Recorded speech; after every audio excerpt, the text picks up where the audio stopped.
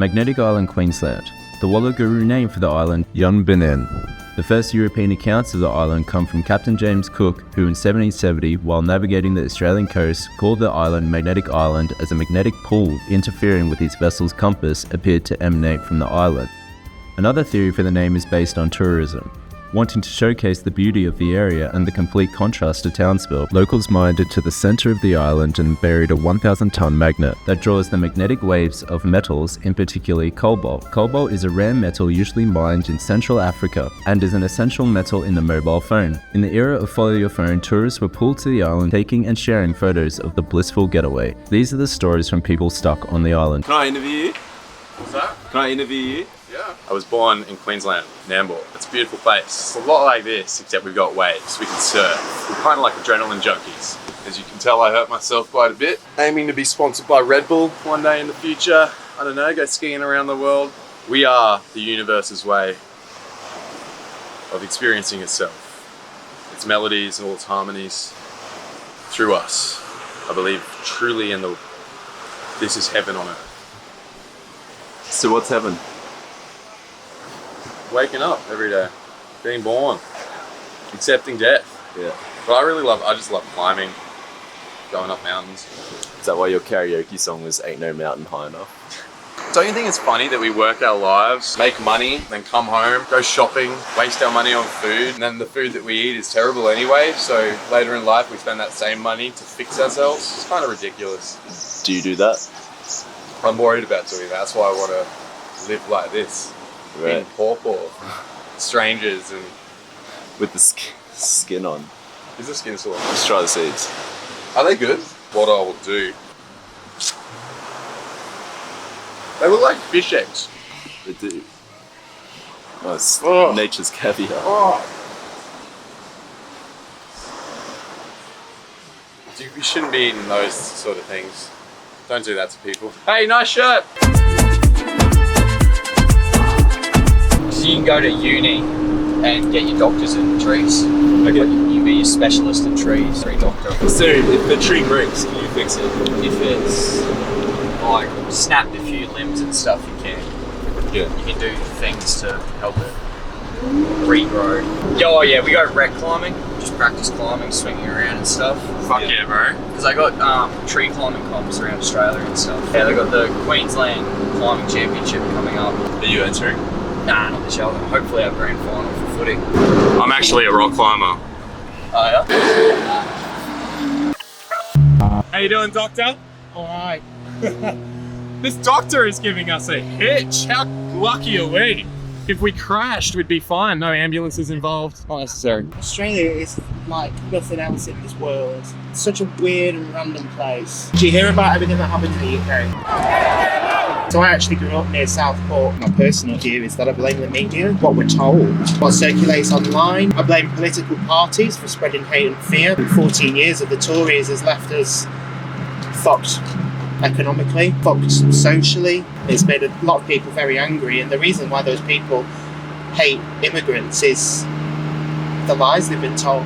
We lock them up in hotels and then we complain that we haven't granted them asylum, we haven't granted them residency in the UK. They just sit there doing nothing, which is shit for their mental health. I've seen it firsthand. I've treated people who are asylum seekers and they end up with horrible bouts of depression, schizophrenia. There's a massive cultural divide. They're so much more vulnerable to those sorts of things. Travelled on small boats across desert, countryside, through cities to get to the UK. If anything, we should be fucking grateful that someone wants to go and work in that shit or do the shit jobs. Because I tell you what, British kids don't want to do it. How you doing, bro? Nailed it. And just snapping third and shit like, it was fucking hilarious. How you going, bro? Hey, thanks. Louis. I identify as a palm tree cunt, so the coppers can't get me for doing that in public. No, they're both the same. Down against the water and up. Straight up! Alright, let's jet. So you're a rapper? Yeah, a melodic rapper, singer, just the artist. Uh-huh. I just get angry at shit, so I gotta express it some way. What? Do you not like being called baby? I mean, he likes that. I do like it. I got like 30 new friends on Instagram. You come to these places and you meet these people and they're from fucking everywhere. You make friends with them, you've got a place to stay in the future, it's sick. Let's do this. You gotta save a picture of him before anything else, even your kids, if your house is burning down. Surely you'd tell some people you don't have an arsehole as well if you got that kind of power. You know, What's the benefit of no arsehole? being a god, you don't need to process shit, you don't need to even eat probably. It's like a bulletproof vest. Yeah. Alright, let's get out of here, boys. What, you want a beer? So like, what's your fucking deal, man? I wanna find out what Australia's about. Shit's wildlife. I think that Australia suffers like most Western countries, where there is a big divide.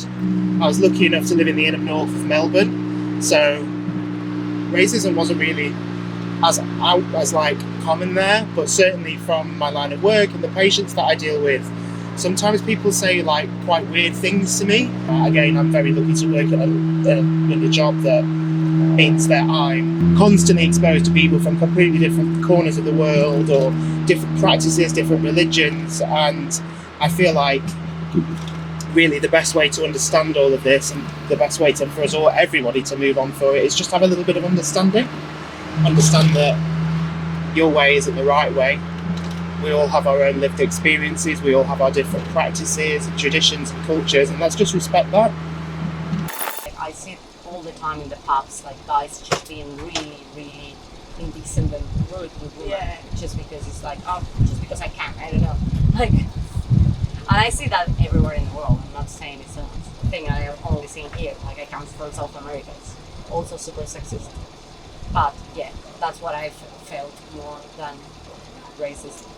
But I also been on the island for really long, and I think here people are quite open-minded.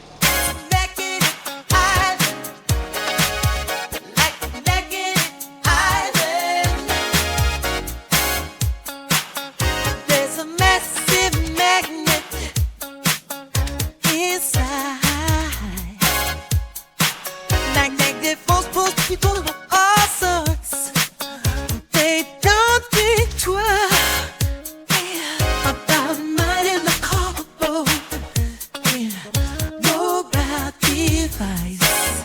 Do you have any pitches for ideas? Bunch of time travelers hanging out at the dawn of time, start reading letters to themselves from the future and freaking out because all of them are out of order. How are you finding Australia? Hard to conceptualize big. I tried surfing once with my family. We were in Costa Rica. I got slapped by a fish. I figured, okay, Poseidon, I got the hint. Anywhere you go in the world, once they're Jewish, it's like, it only takes about 20 minutes to realize what shared connection you've got, like 1-2 generations up, or even like, we're friends with this person in this third country that either one of us only visited once. Not to get too much into politics. Some mornings you're gonna wake up and there's gonna be rockets overhead. It does something to a culture, which I don't think a lot of the world can really understand, much less empathize with, where the whole world is looking at you. And they're expecting you to be some sort of example for something where you don't even know what point of the conversation they're starting from, much less where you're supposed to correct them or agree with them. So you did time in the army? Legally, you gotta. I had an office job, more or less. I did work that I'd like to say I was proud of, but in the end, the machine is the machine. And whether you think you did good work, the machine is still what it is. I'd like to think I helped more than I hurt. I don't think I could lead the military. I can't treat people like that. The math on how actions should be taken, like, is this worth risking life over? It's like, I'd say no. There's nothing in life worth losing your shit over. Either you can do something about it, or you can't.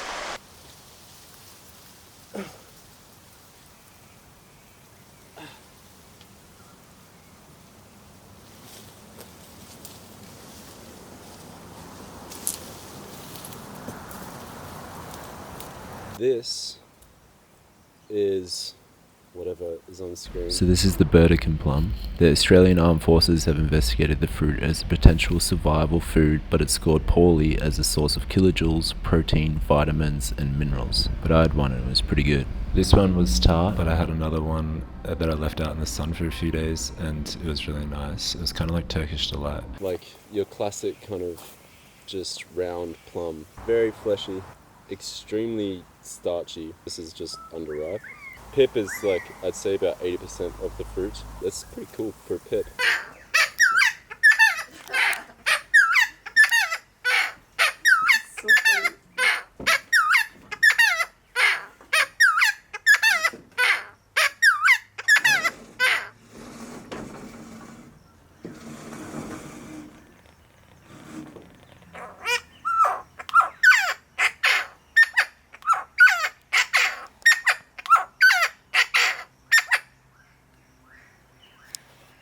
Stop.